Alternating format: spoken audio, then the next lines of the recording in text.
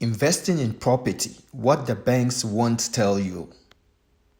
When you have a property, at some point, once you bought in your individual capacity, at some point when you get to 3, 4, 5 property, the bank is not going to give you money anymore. And they're not going to give you money because you don't qualify. They don't want to give you money because you're a risk, you're a human being. Right? And we go through the structures. How do you go through that system so that the bank sees you as a legal entity? And that's how you build your portfolio fast.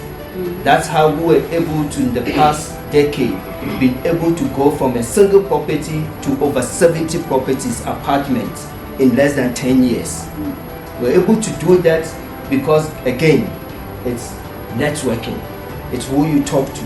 It's the bank itself. You need to have, like Gloria said, have I gone bankrupt before? Yes. Did I ever go into a position where I didn't have money to pay my bond?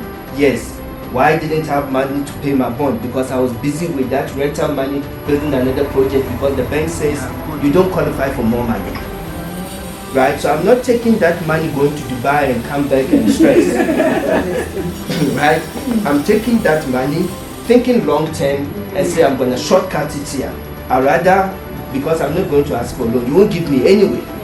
I don't qualify. So why don't I take that month's money, and if I can build a project that's going to increase it 2 times and then come back and pay.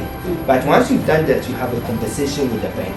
So once you come back and you're sitting with 100,000 worth of debt to pay in a month, you go to the bank, you have a relationship with the bank, you say, can I pay it installment 10? So every month I'll pay what I have to pay, but then I'll add on 10,000 rand until we finish. And the bank will never take you any legal fees, nothing will come up. Even though your credit record will be dented, but you're not going to have the extra fees that Gloria was talking about, because when they're calling you, they're charging you. So this is how you prevent it. This is how you face. But again, it's because you've set your targets, you will know how to approach the bank. Because you know that you'll be able to get the money to pay the bank in 3 months' time, because you've invested the money, right? So another thing that you do, people, when you go for a loan, the bank asks you, we can do 20 years. Everybody's mind is stuck on 20 years. No, you can go 30 years. Remember, you're an investor. Remember, the more money you have at your disposal, the more the bank is going to see you, they're going to love you. If you've heard the story, there's a guy called Donald Trump who became a president, who we all know the story, right? Yeah. But that guy has gone bankrupt than any other investor in this world. But every time he goes bankrupt, the banks throw more money at him. Why do they throw money at Donald Trump?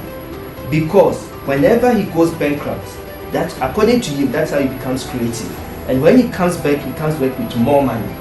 But the reason is the bank will throw money at Donald Trump because they already have invested $1 billion in Donald Trump. If Donald Trump goes down, the whole bank is going down.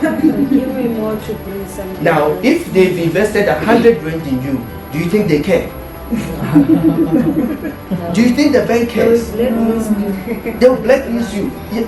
But if they invested $1 billion in you, they're going to sit at a table and negotiate with you.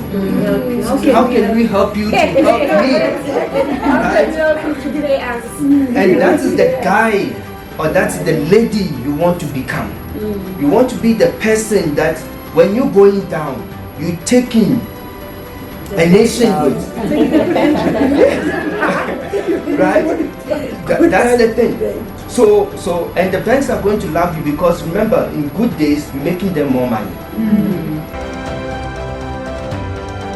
Be a legacy builder and don't forget to subscribe. Cheers.